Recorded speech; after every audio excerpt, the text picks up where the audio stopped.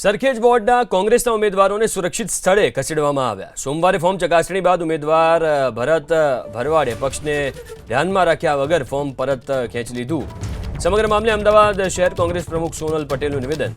ઉમેદવાર અને કોંગ્રેસના કાર્યકરો 3 વાગ્યા સુધી સાથે હતા તેમણે આ નિવેદન આપ્યું છે। અમદાવાદ મહાનગરપાલિકાની ચૂંટણીમાં કોંગ્રેસને ડર છે। કોંગ્રેસ ઉમેદવારોને સુરક્ષિત સ્થળે ખસેડાયા છે।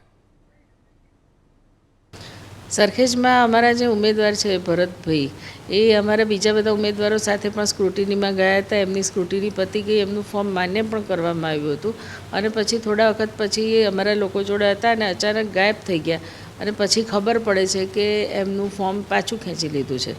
એટલે એમાં ચોક્કસ પ્રેશર ટેકનિકનો ભોગ બન્યા હોય, કારણ કે ઘણા વખતથી એમને ટિકિટ આપવાની વાત તો હતી જ અને પોતે પાર્ટિસિપેટ આખા પ્રોસેસમાં કરેલું હતું।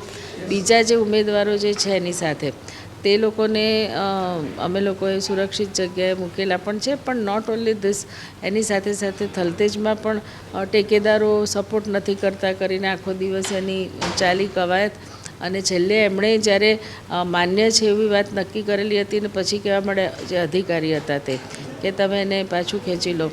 એટલે એ કાલે આખો પછી કાલે at the end of the day 4 જે છે તે ફોર્મ માન્ય થયા છે।